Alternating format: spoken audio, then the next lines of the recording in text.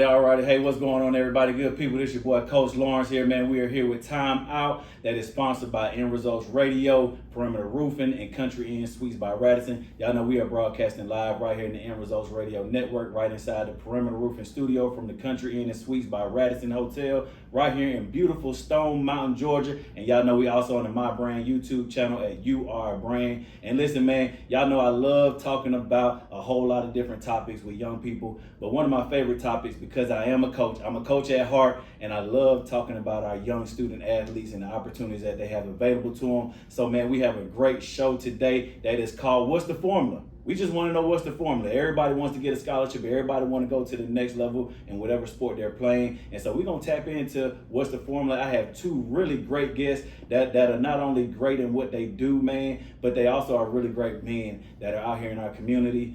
Great fathers, man. Just great men all the way around. I'm excited to have them on, man. First, man, I got my guy, Clifford Browning. Some of y'all might know him as Coach Gator. I've known Coach Gator for quite some time, man. And this brother is right here from Atlanta as well. Another one of my ATLians, man. Y'all know I try to keep me some ATLians on the show, man. Got to do it. Coach Gator is with Top Notch Opportunities, also known as TKO. Man, Coach Gator, tell the people about you, man. Hey, yes, I appreciate you guys having me on. Top Notch Opportunities actually transitioned to more of a consulting service, so it changed to Top Notch Sports Consulting. Yeah. And basically, it's a company that helps student athletes and parents throughout the recruiting process. Good advisement, but like I said, especially dealing with the portal and these different things like that, just being able to educate the parents. Also, increasing their exposure to help them get scholarships. A lot of times parents, they go to Google and different things like that. So a lot of times we make mistakes and say, okay, well, should we go be running a 40 when you should be running a 40? Yeah. Or we should be going to school and you haven't talked to a coach. So basically a lot of things we do, we help guide the families through the process, but the biggest thing we do, we help kids get scholarships. Absolutely. Like I said, we've been doing this a little bit about 12 to 15 years in this process, and we helped over 1,000 plus kids get in school. Yes, sir. Over 100 plus kids that went to the NFL. Man. And like I said, I know about 95% of our kids have graduated from college. Man. So like I said, we've been doing this for a while. It's a passion that I have. I love it. Yes, sir.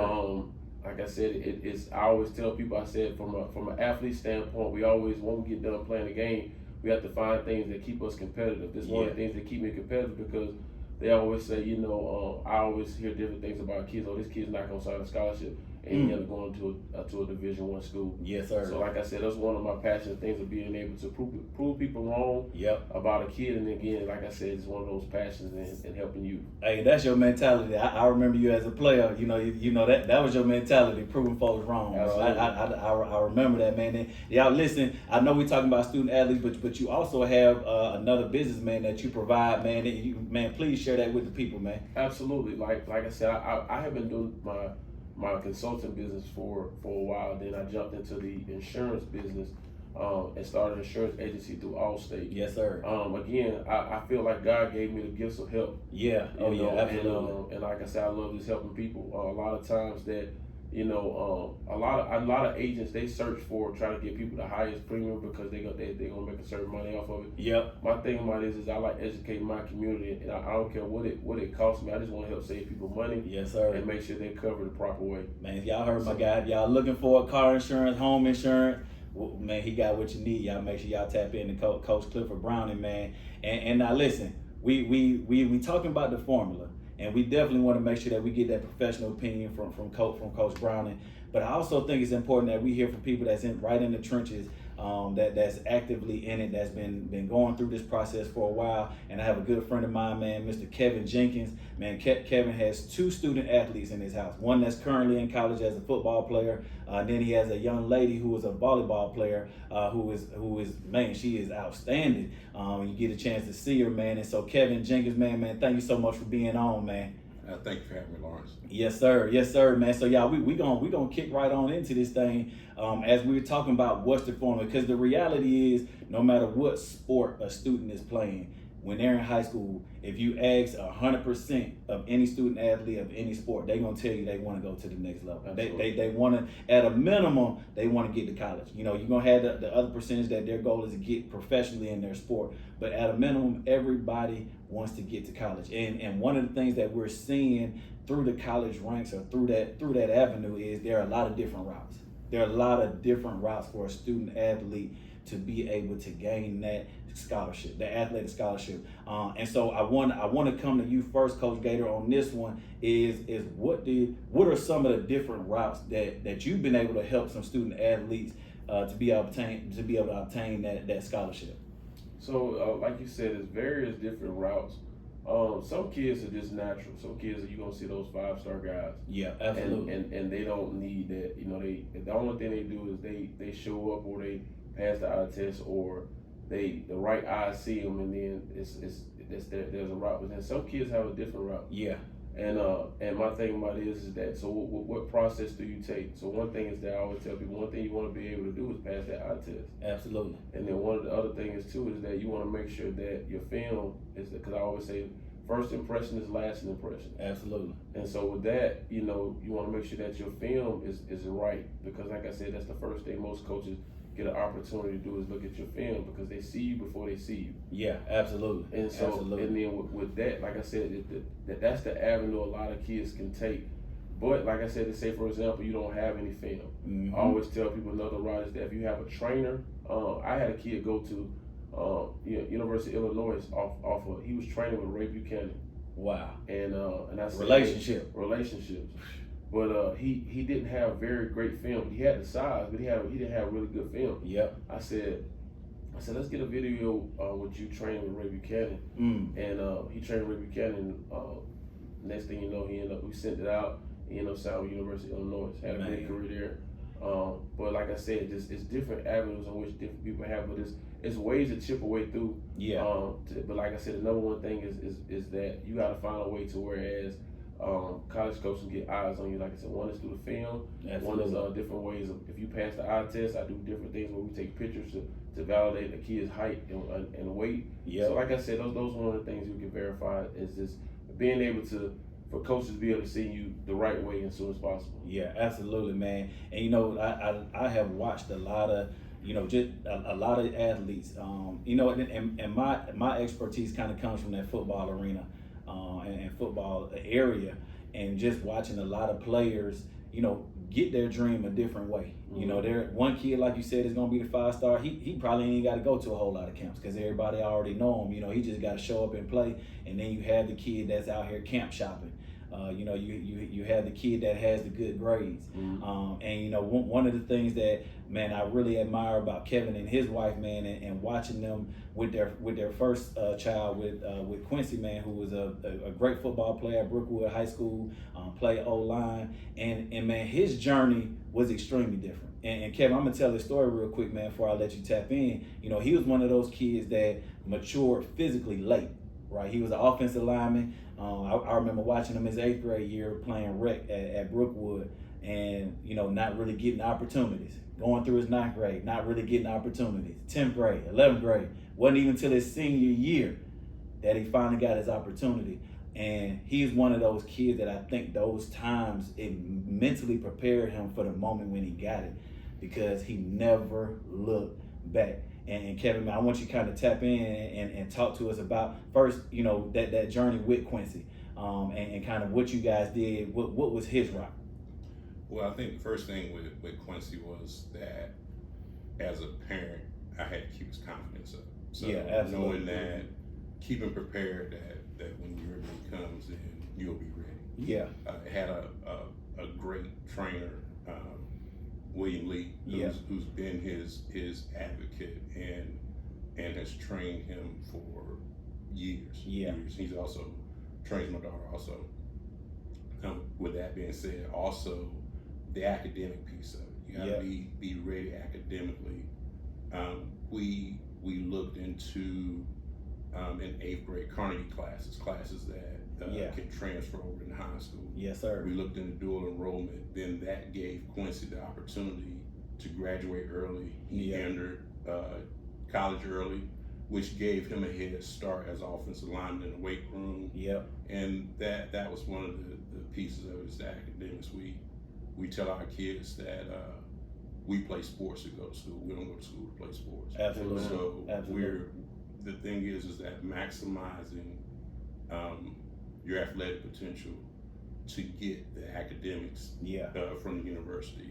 And one of the things also, you love the ones that love you. So Man, yes, sir. At the end of the day, when it comes down to offers and notoriety and the recruiting process, you gotta love the ones that love you. Yeah. Everybody's not able to play in the SEC or the ACC or Yeah. the Big Ten, but you have talent to go somewhere and play and get paid for it academically. Absolutely.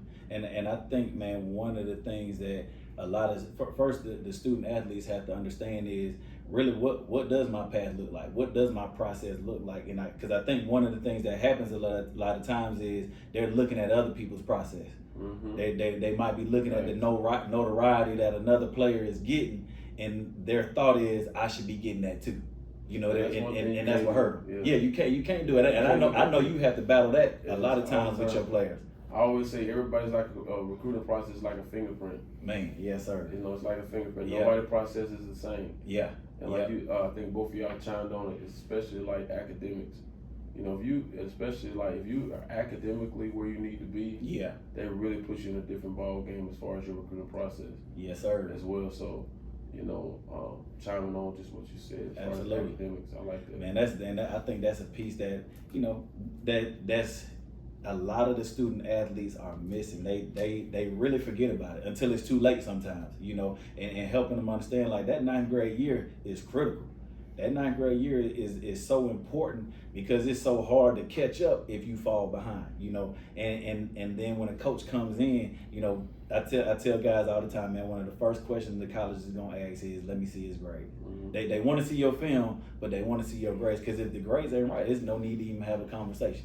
It ain't no need to even look at your film. And they also got to know that new NCAA rule that came about maybe 3 or 4 years ago. Yeah. To whereas the class you take in 9th to 10th grade, you can't retake those classes in 11th and 12th grade to use towards your eligibility. Absolutely. So if you mess up in the 9th, I hope y'all hearing that. Say it one more time for them, Coach. So the classes that you take in the 9th to 10th grade, you can't retake those classes in 11th and 12th grade. It's an NCAA rule they came up with, because what happens is that kids were not doing well in 9th and 10th grade, but then they'll retake those classes and they would use those classes again towards your NCAA eligibility. Yeah. They did away with that about 3 or 4 years ago. Yep. So student athletes got to understand, I got to get a fast start, because those classes that you might get a D in or a C in or an F in, that you only have your 9th and 10th grade year to make that up where it counts towards your NCAA. Absolutely.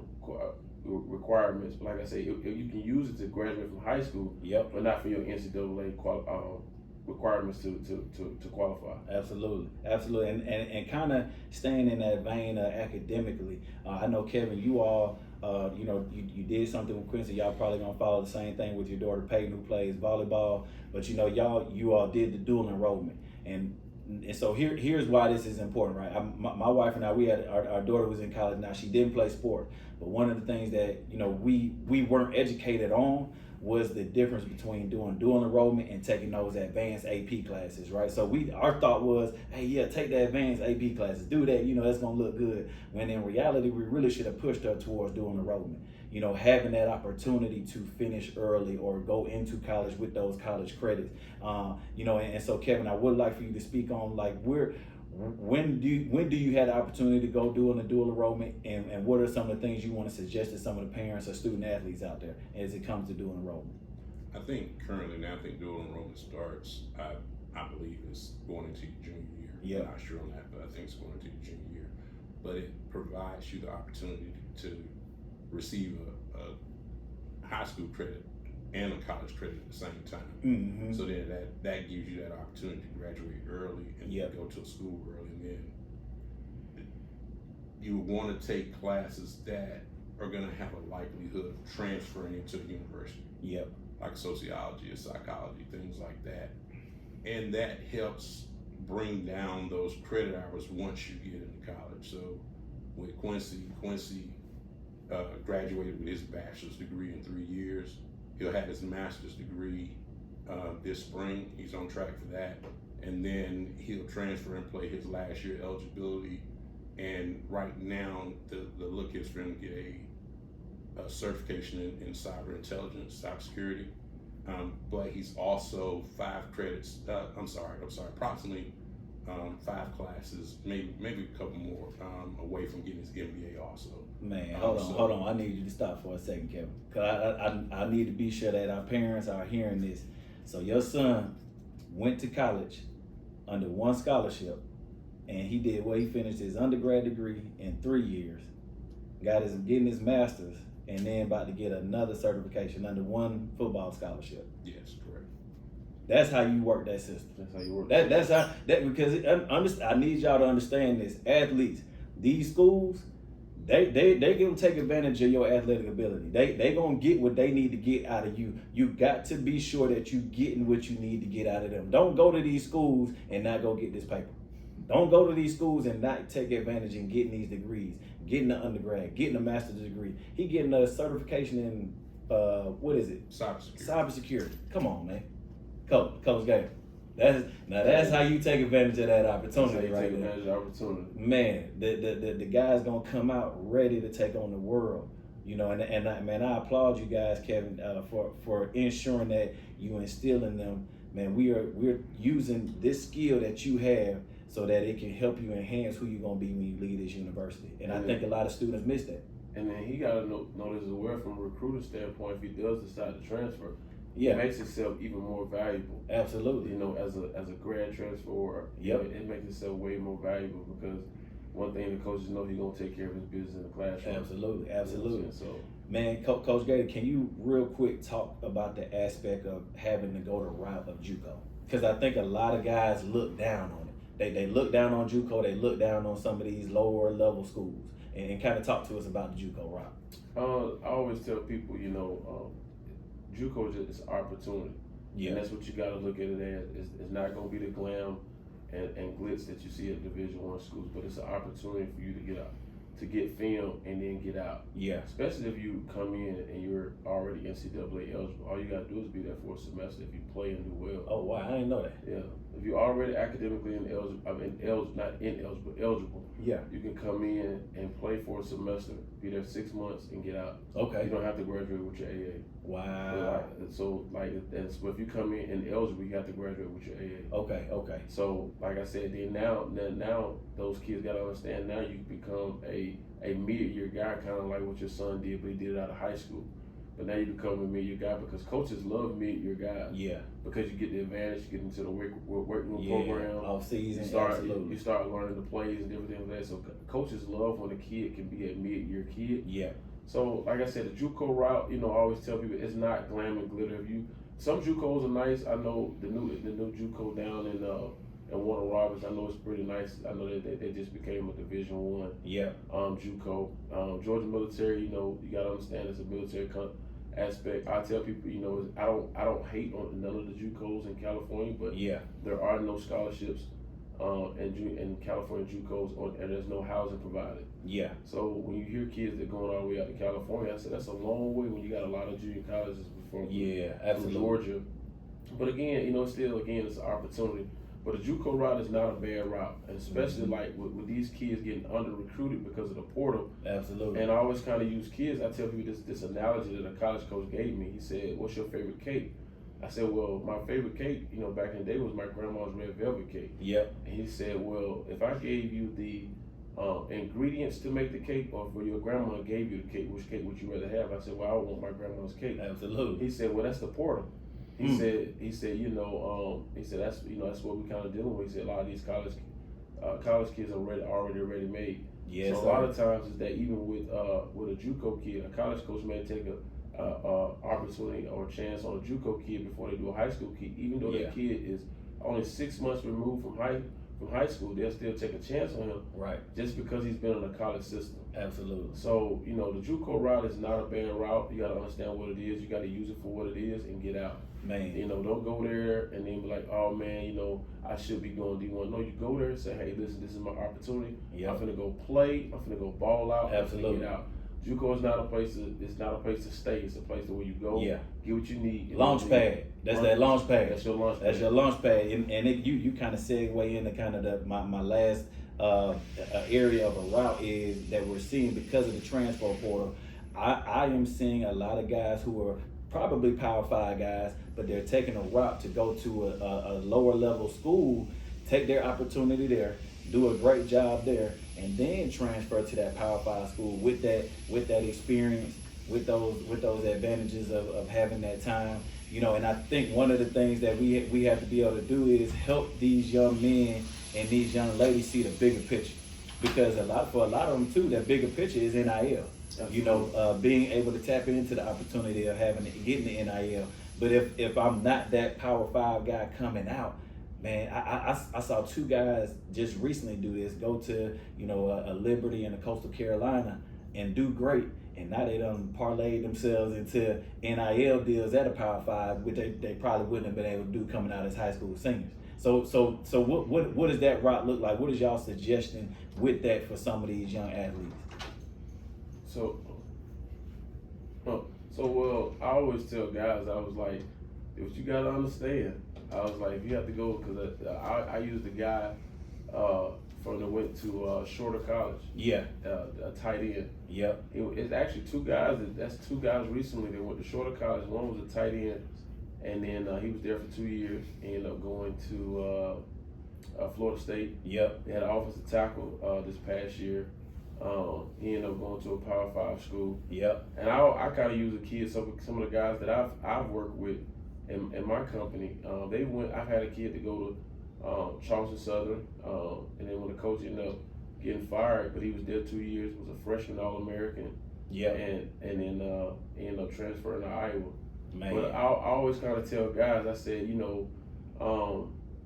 and then college coaches even understand what it is. Like, I talk to Division II schools and D1 AA schools. Yeah, yeah. And they know that some kids are going to be there. They're like, well, we lucky to get this kid. Absolutely. And they understand, like, okay, well, this kid might be here for a year or two. And he's going to be out. But if he helped me win a conference championship, helped me get a winning season, it was well worth it. Absolutely. And so I always tell people again, kids again, if you got to use a Division II school, Division I AA school, to be, like you said, your launch pad, there's nothing wrong with it. Absolutely. Like I said, there's nothing wrong. I always tell people, I said, I remember back in the day, some people used to look down on going to an HBCU. Right. But I said when the head coach from Benedict College took the South Carolina State job, a lot of his kids jumped in the portal, and then because he did us a great job at Benedict. Benedict. You saw a lot of his kids, a lot of those guys were getting Power 5 offers out of Benedict, out of HBCU. Yeah. So I'm telling these kids, I said, if a kid can go here to Benedict or some of these other small Division II HBCUs, and they end up getting Power 5 offers, right? I said, what's the difference between you? It's about getting that opportunity. Yes, sir. I said, because you got to realize something. These coaches are going to recruit that portal first. Yeah. And then like Deion Sanders put it out there and said, we only going to sign 4 to 7 high school guys. Right. Everybody else going to come from the portal. And I said, because you got to realize something. We do live in a microwave society. Yep. Just like y'all want things fast, same thing like the high school coaches. Yep. And these guys making a lot of money. Absolutely. And it's a lot of pressure from the alumni, the boosters, and then the AD and the administration. It's a lot of pressure on these guys to win right away. Absolutely. So, and the way to win right away, they think it's the recruit from the portal. Man. And one thing you have to understand also is that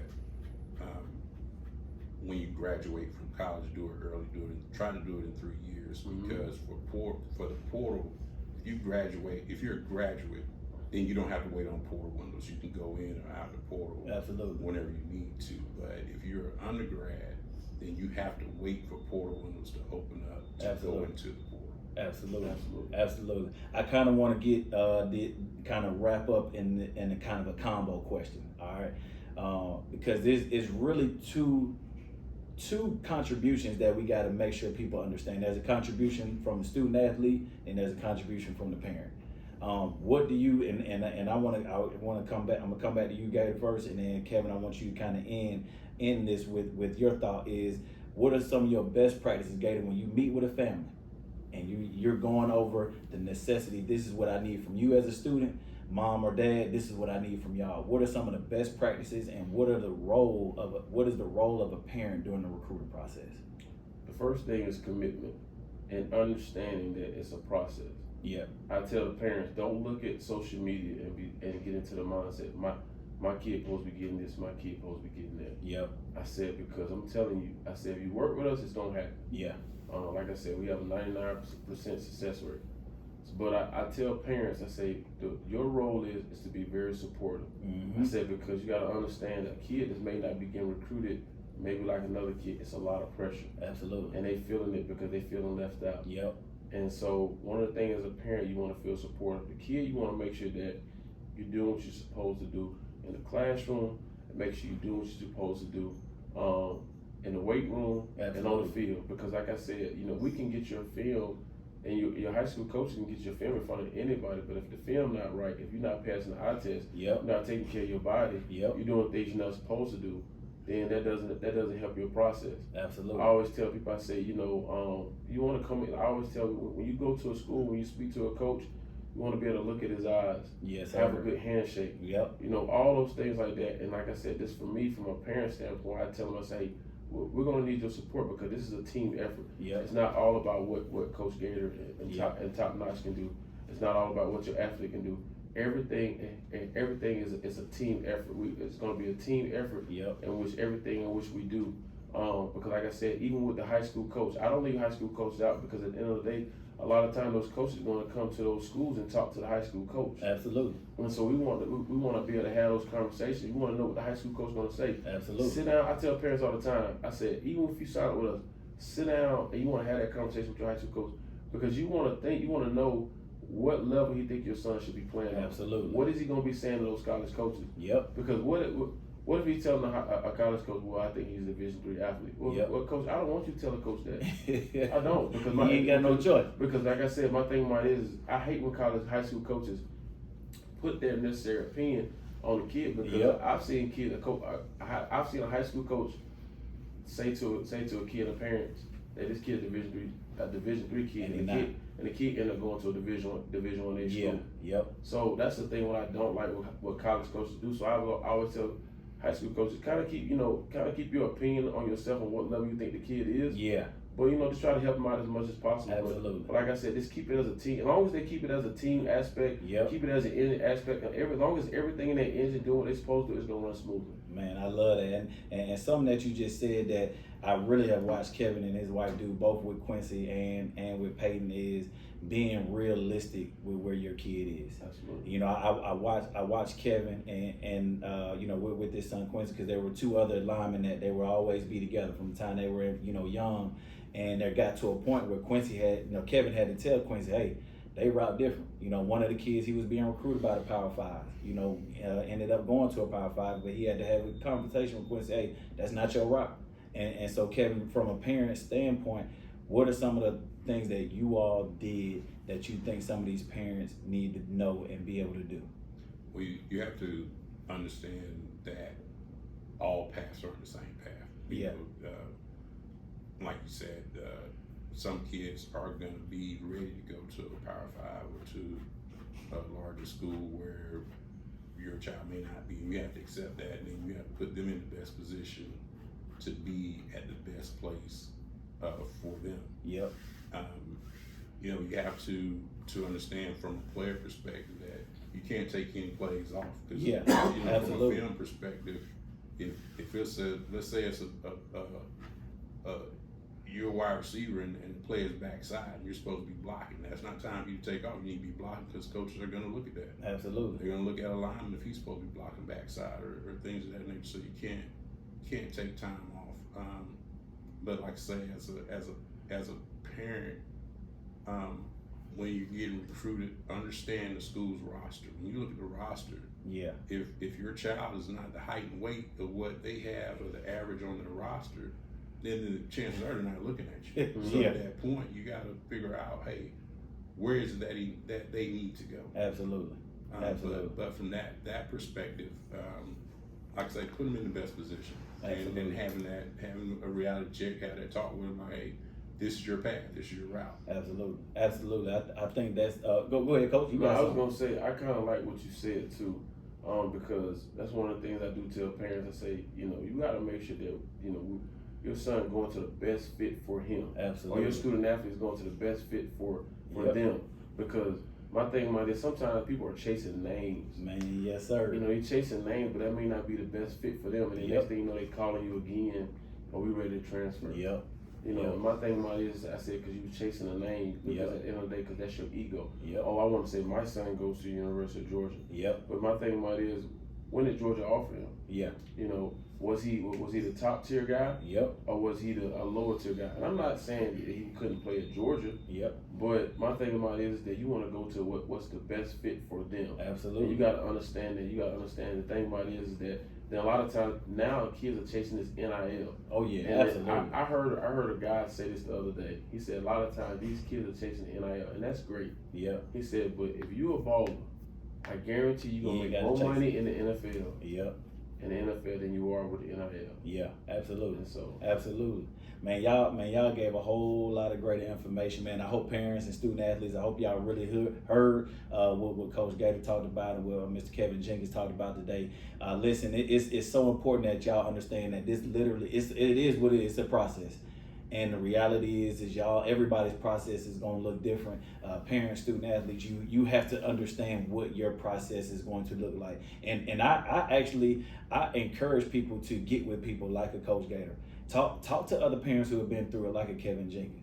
You know, it's important to understand what this process looks like so that you know what you're getting yourself into, so that you don't end up with a broken heart at the end of your senior year. And again, it doesn't matter what sport your student plays. It's important that you get educated, because the other thing is this process is always evolving.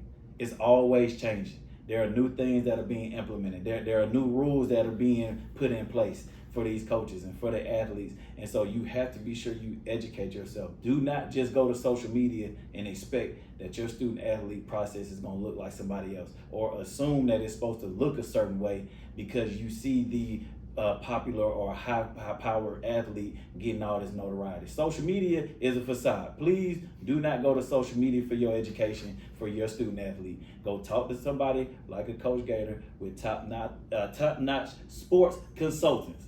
Please be sure you do that. And so if you wouldn't mind, man, Coach, man, tell people where they can get in contact with you, how they can get in contact with you. Yes, I'm very active on Twitter. I always tell people you can follow me on Twitter on Coach Gator TKO.